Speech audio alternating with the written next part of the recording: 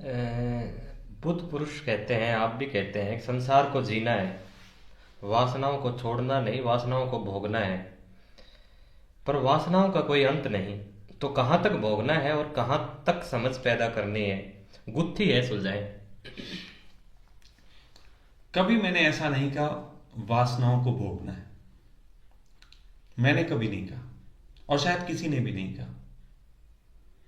उन्होंने ये कहा कि जो स्थिति हो वो भोगना है,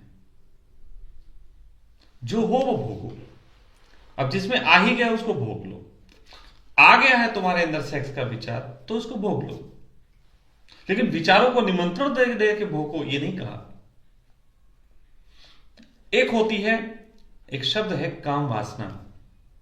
वो असल में एक शब्द नहीं है, वो दो शब्दों का जोड़ है, काम और उसकी वासना।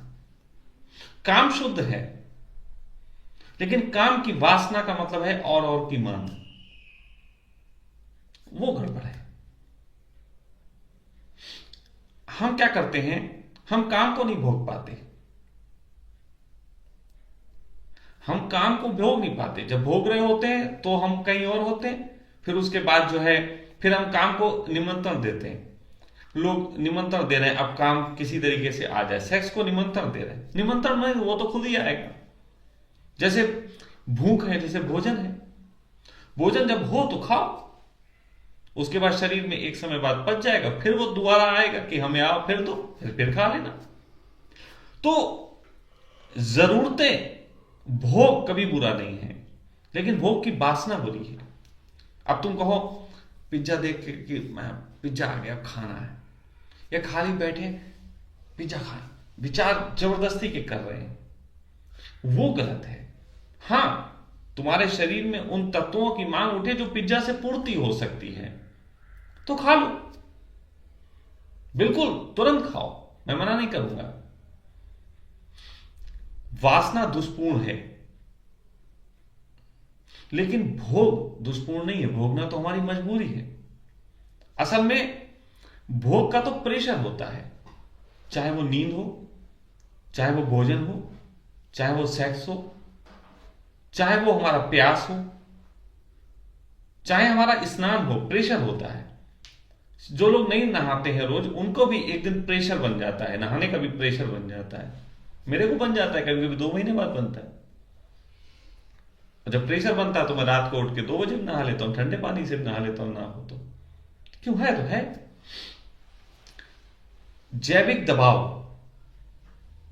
और शरीर जिस समय जोर मारता है उसकी जरूरतों के लिए, वो तुम्हें दे देनी चाहिए, तो भोगने से ही मुक्ति मिलेगी। भूख लगेगी तो भोजन से ही मुक्ति मिलेगी, लेकिन भोजन करना वासना नहीं। भोजन के पीछे अपने जो तुमने मन खड़ा कर लिया है, जिस समाज परिस्थिति में रहते हो, वो थोड़ा रोग हो सकता है। जैसे कोई आदमी, कोई मुस्लिम आए मेरे पास और वो कहे कि हमें मांस ही खाना है, तो मैं कह सकता हूं ये वासना है। मेरे पास पूड़ी है, तुम पूड़ी खा लो।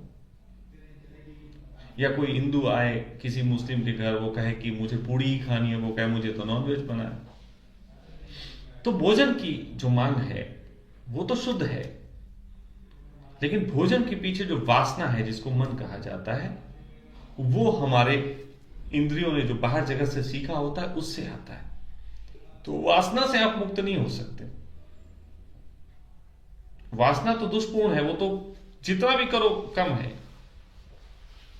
लेकिन भोग से आप मुक्त हो सकते हो।